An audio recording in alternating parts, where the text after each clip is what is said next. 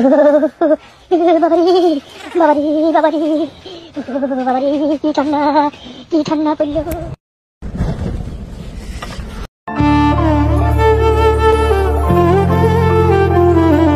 বাংলাদেশের একমাত্র জনপ্রিয় বালপাকনা কন্টেন্ট ক্রিয়েটর শীতের ট্রেন্ডিং ভিডিও বানাতে গিয়ে আগুনে পড়ে যাওয়ায় তার দুইটি বিচি পুড়ে যায়। তাই তিনি দুইটি বিচি সুস্থ করার জন্য ঢাকা মেডিকেল হাসপাতালে ভর্তি আছে।